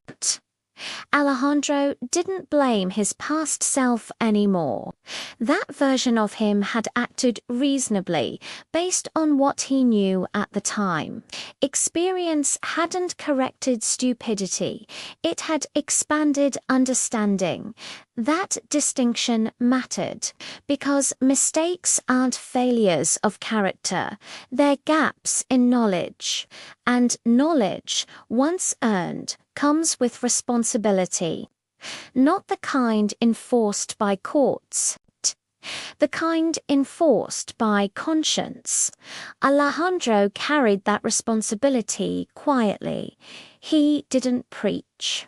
He didn't warn indiscriminately. He responded when asked. He shared when appropriate. And that was enough.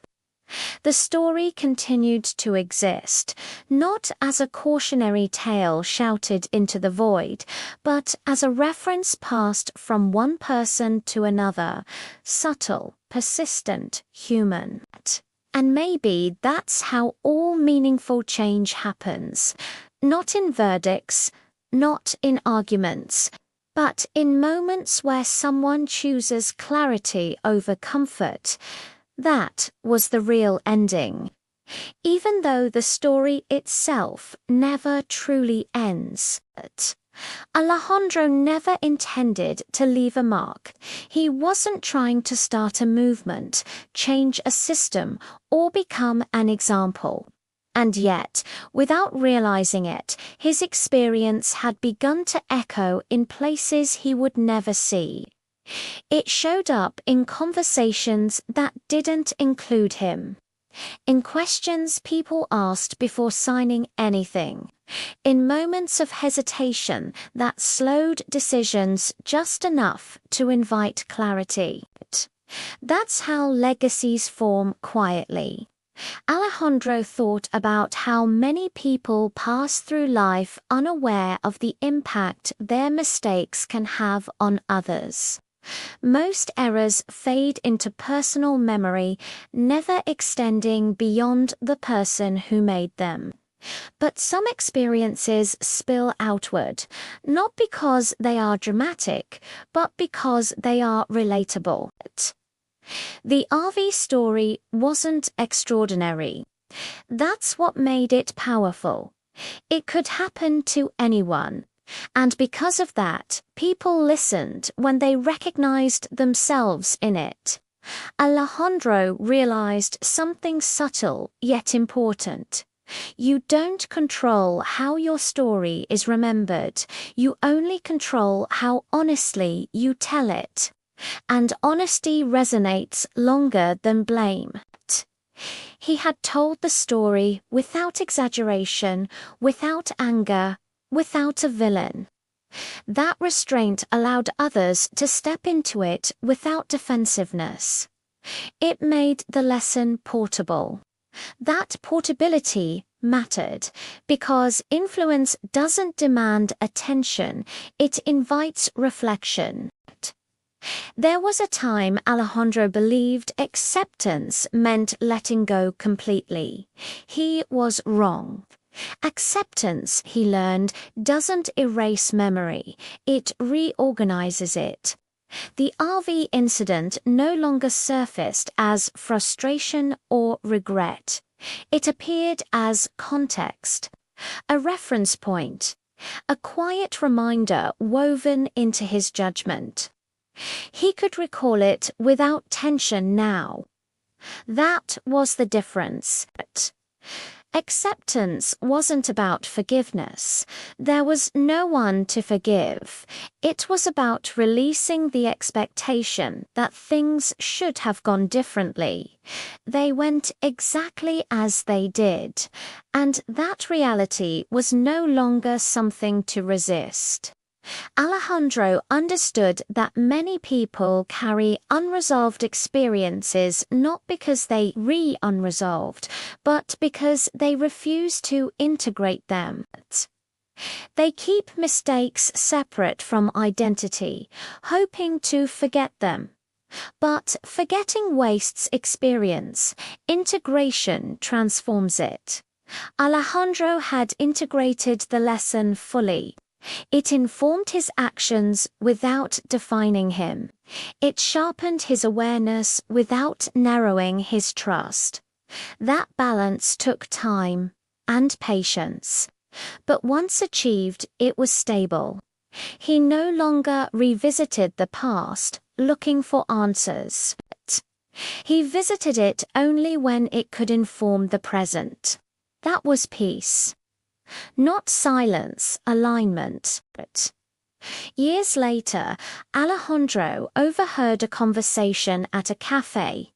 Two strangers discussing a purchase, a private sale, a good deal. One of them hesitated. "I don't know," they said. I heard a story once. Alejandro didn't hear the rest. He didn't need to. He smiled faintly, not out of pride, but recognition. Stories don't move in straight lines.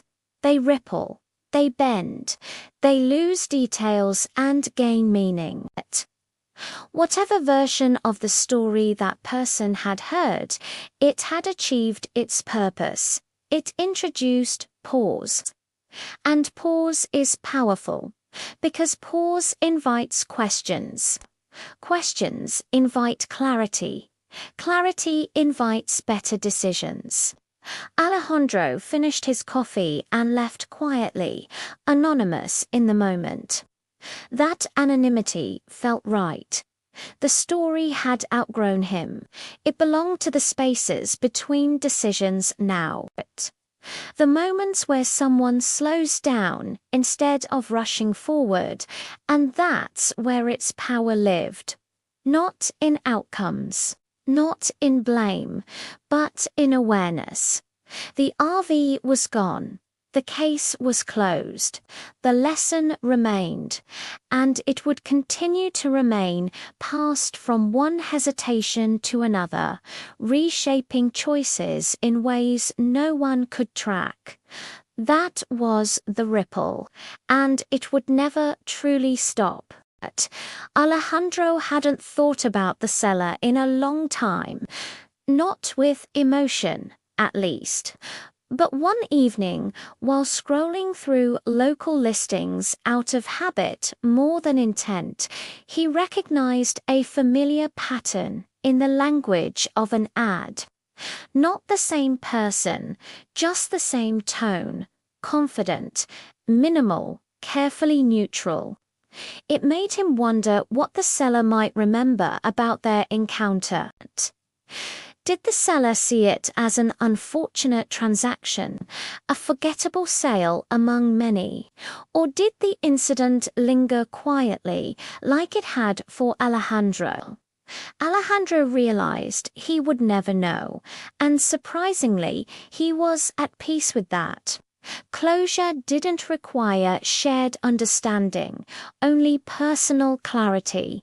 He imagined the seller explaining the situation to someone else, using phrases like "it ran fine when I sold it" or "there were no guarantees." All true, all sufficient. The law had validated that version of events. But memory isn't governed by law, it's shaped by meaning.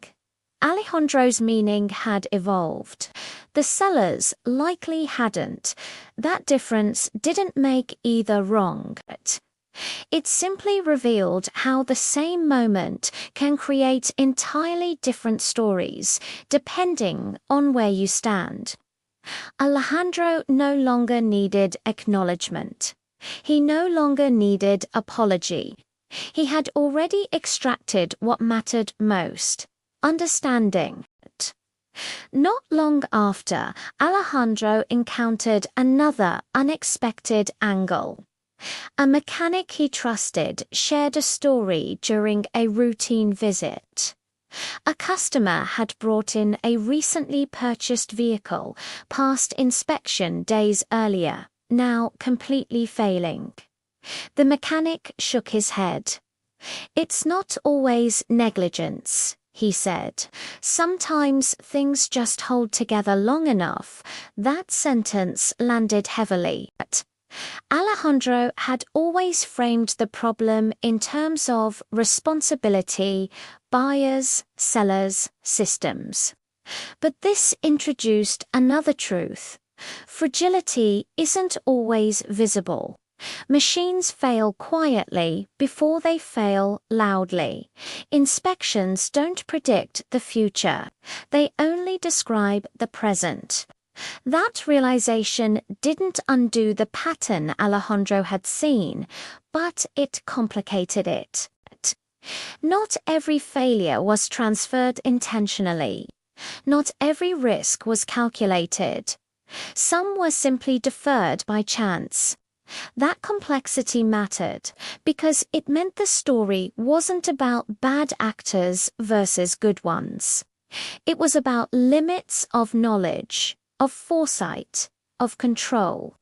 And acknowledging limits didn't weaken the lesson, it refined it. Alejandro understood now that the goal wasn't to eliminate risk. That was impossible. The goal was to recognize uncertainty honestly, to stop mistaking inspection for insurance, to stop mistaking legality for safety, to stop mistaking confidence for certainty. That perspective didn't blame anyone. It empowered everyone. In the end, one question remained. Would Alejandro make the same decision again, knowing everything he knows now? He thought about that often. The honest answer surprised him. Maybe. Not because he hadn't learned, but because learning doesn't guarantee avoidance. It guarantees awareness. He might still buy something used, still trust someone, still accept a calculated risk, but the calculation would be real this time. He would know what he was accepting and what he wasn't protected from. That was the difference. The question wasn't whether mistakes could be avoided, it was whether they could be understood. Alejandro no longer feared repeating the past. He feared repeating it unconsciously, and that fear was healthy because it kept him present. The story had come full circle, not with certainty, not with justice, but with clarity. And clarity, unlike outcomes, endures. The RV was a moment. The lesson was permanent. And somewhere, someone was standing at the edge of a decision, feeling that familiar pull toward trust.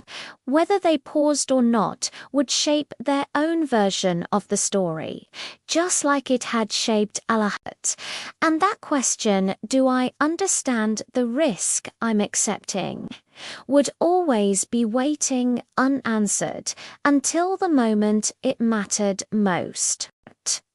There came a moment when Alejandro realized something unexpected. The story no longer hurt. It didn't trigger frustration or regret. It didn't tighten his chest or replay itself in sharp detail. Instead, it surfaced calmly, like a memory that had found its place. That change hadn't happened suddenly. It crept in over time, unnoticed, until one day Alejandro recognized it for what it was, healing without erasure. He could talk about the RV now without tension. He could explain the court case without bitterness. He could even laugh softly at how confident he once felt, unaware of what waited ahead. That laughter wasn't denial, it was distance. Distance doesn't mean forgetting, it means perspective.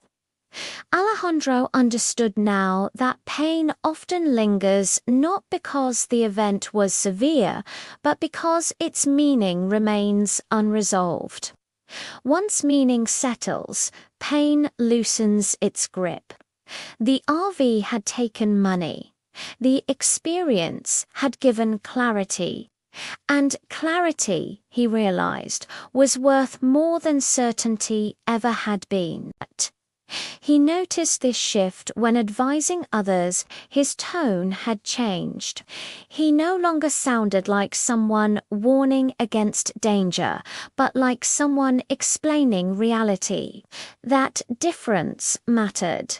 People listened more. Because fear repels, But understanding invites. Alejandro didn't need people to avoid mistakes. He wanted them to recognize trade-offs, to accept risk consciously instead of stumbling into it blindly. And that mindset felt like freedom, not from risk, but from illusion. The confirmation came in the most ordinary way. Alejandro was standing in line at a small shop when a couple ahead of him discussed returning an item. The clerk explained the policy clearly: no refunds without documentation. The couple hesitated, frustrated but resigned. Alejandro watched quietly. A year ago, he might have felt irritation or sympathy, or the urge to intervene. Now he simply observed it, because he understood something they didn't yet. Rules aren't personal, they're structural. They don't bend for intention. They respond only to clarity. The couple left, disappointed but calm. The moment passed. Yet it stayed with Alejandro, not because it was dramatic, but because it echoed everything he had learnt. Life isn't unfair because it ignores our expectations. It's consistent because it follows its own framework. Once you understand the framework, you stop feeling betrayed by it. Alejandro realized that most frustration comes from assuming protection where none exists. From mistaking familiarity for safety, that realization had reshaped how he lived. He no longer rushed comfort, he no longer avoided discomfort, because discomfort often signaled something important: a missing question, an uncleared term, an unspoken assumption. Those signals were easy to ignore until they weren't. Alejandro smiled faintly as he left the shop. The lesson had embedded itself fully now. Not as caution as literacy. Stories like Alejandro's don't end with resolution. They end with readiness. Readiness to pause.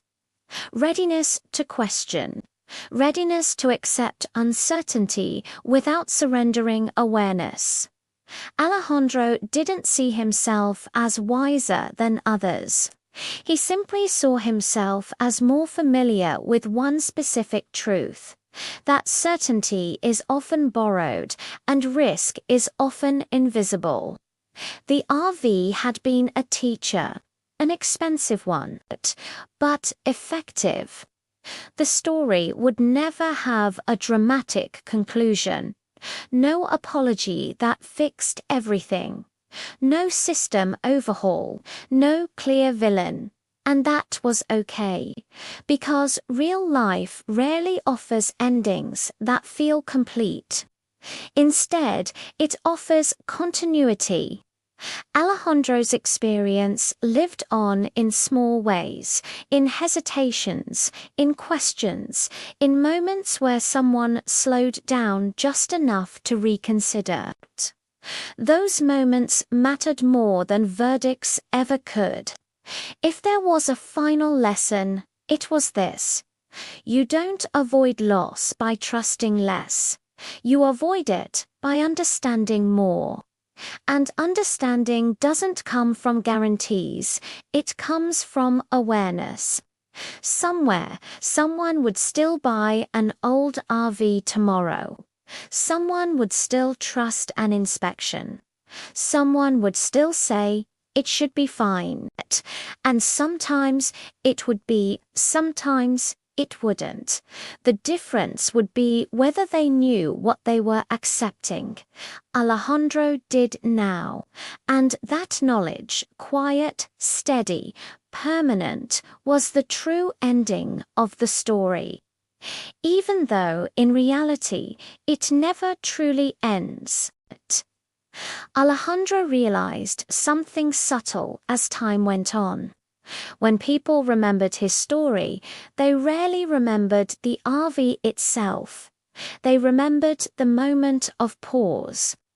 They remembered the hesitation before a decision, the question that hadn't been asked before, the realization that something feeling right wasn't the same as being protected. That's how stories evolve. They shed details and preserve meaning. The model of the RV didn't matter. The year didn't matter. Even the courtroom didn't matter as much anymore. What stayed was the feeling. That brief discomfort when certainty cracks. Alejandro understood then that stories don't teach through facts, they teach through recognition. People see themselves inside the narrative, and that's what makes it stick. He stopped correcting details when others retold it. If someone misremembered the amount of money or the timeline, he let it go. Accuracy wasn't the point.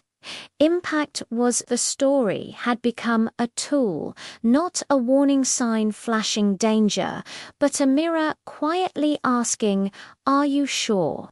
And that mirror showed up everywhere. In purchases, in agreements, in promises made to Italy.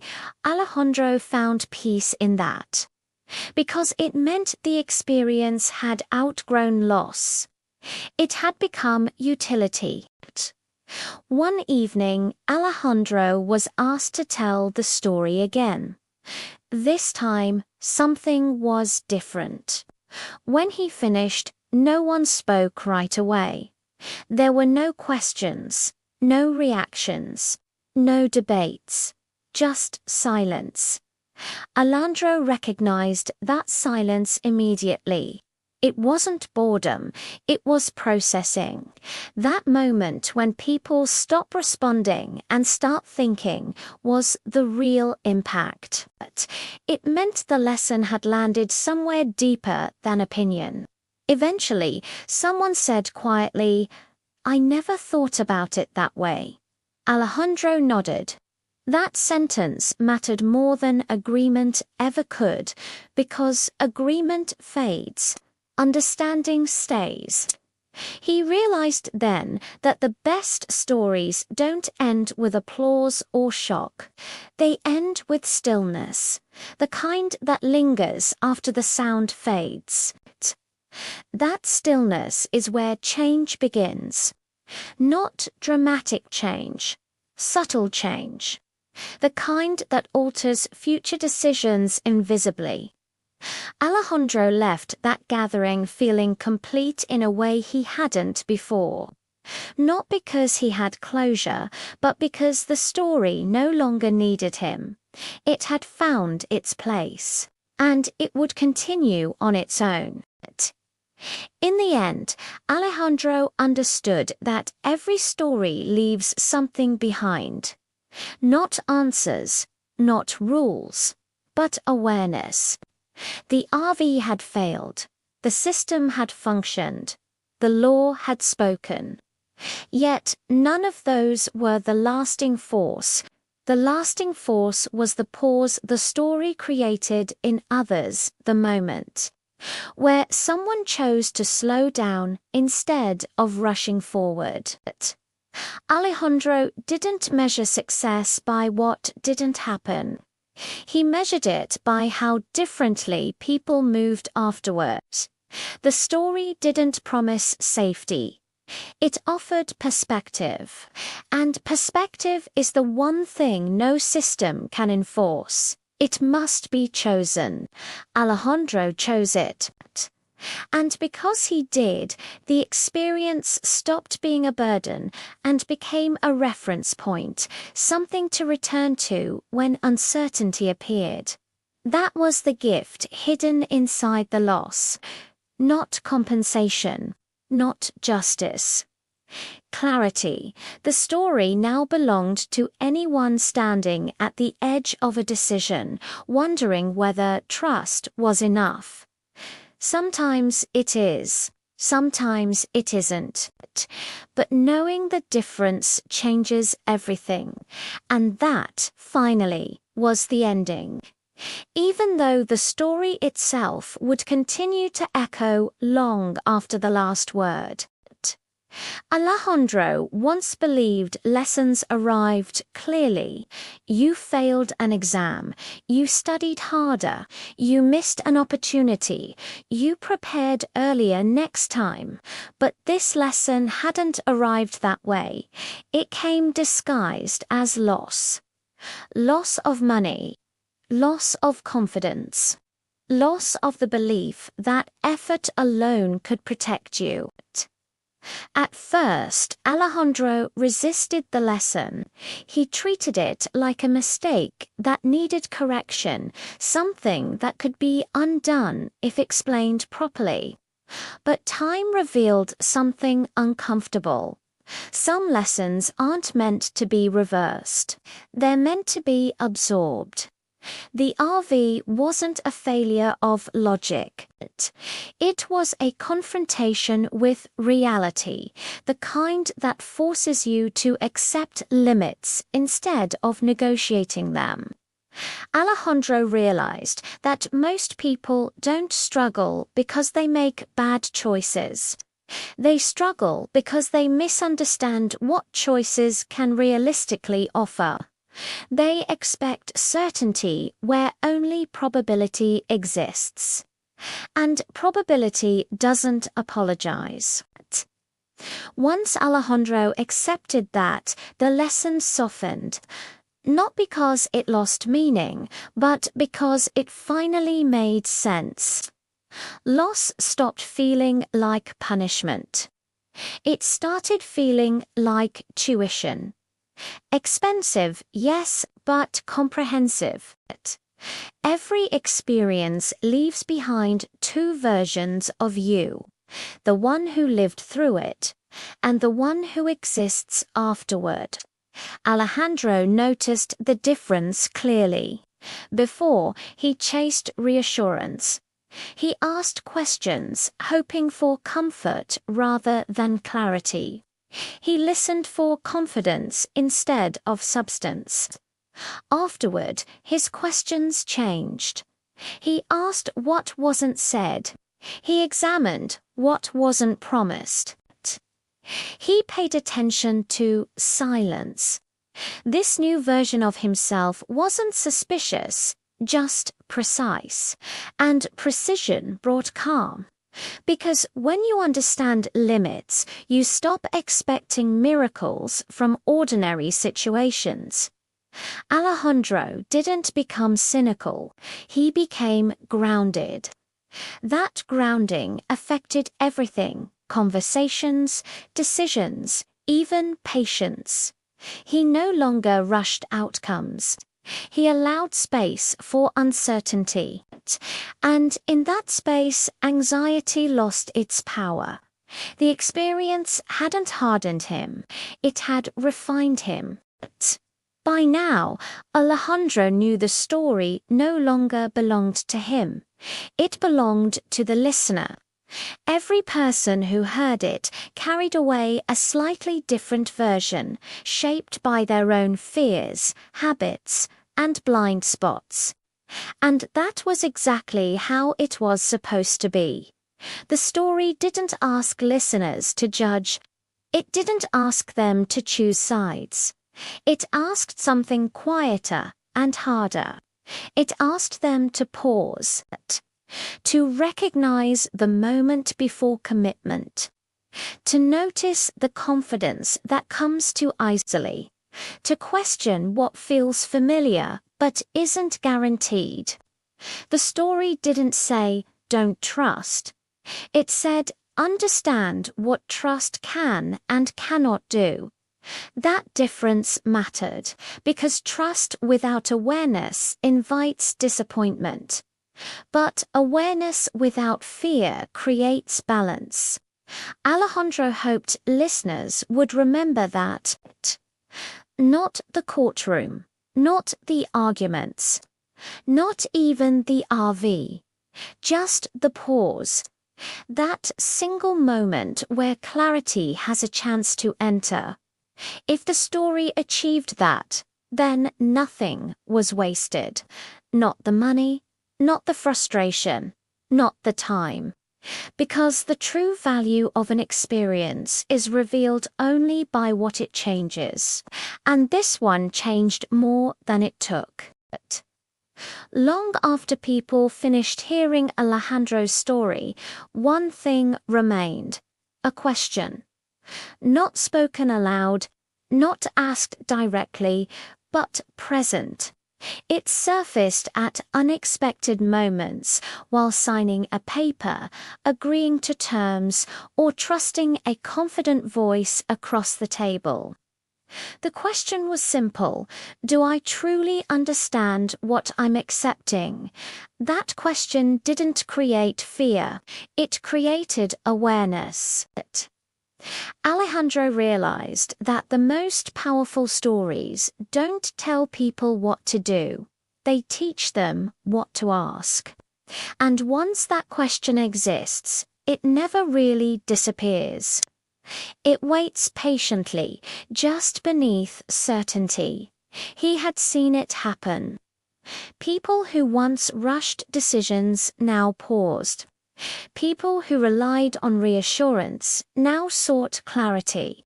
People who assumed protection now asked about limits. The story didn't slow their lives. It sharpened them. Alejandro understood then that the story's real ending wasn't resolution. It was repetition, not of events, but of reflection. Every time someone paused because of that question, the story continued. And that continuation mattered more than closure ever could. People often asked Alejandro if he ever felt closure. He always found the question strange. Closure implies a door being shut, but some experiences aren't meant to be closed. They're meant to remain slightly open, not to haunt you, but to remind you. Alejandro didn't want to forget the experience. Forgetting would mean losing the awareness it gave him. Instead, he carried it lightly, like a reference point, a reminder that confidence can be sincere and still incomplete, that preparation can be thorough and still imperfect, that effort does not equal immunity, that understanding didn't make life smaller, it made it more honest. Alejandro no longer searched for guarantees. He searched for alignment between expectations and reality. That alignment brought peace. Not because outcomes were always good, but because surprises became rare. Closure, he realized, often feels good because it relieves tension. But tension isn't always the enemy. Sometimes it's the signal that something matters. And this story mattered, not because of how it ended, but because of how it changed the way things began afterward. In the end, Alejandro didn't summarize the story. He didn't offer advice. He didn't tell people what they should do differently. He simply stopped talking and let the silence do the rest. Because silence is where understanding settles. The story had no villain, no dramatic victory, no perfect justice. But it had truth. Truth doesn't shout. It waits. It waits for the listener to recognize themselves inside it, standing at the edge of a decision, holding confidence in one hand and uncertainty in the other. The story didn't say which hand to choose. It asked the listener to look carefully at both. Alejandro believed that was enough. Because the strongest endings don't resolve everything, they empower the listener to continue thoughtfully. And that's where this story truly ends. Not with words, not with judgment, but with awareness. And once awareness exists, the story never really stops.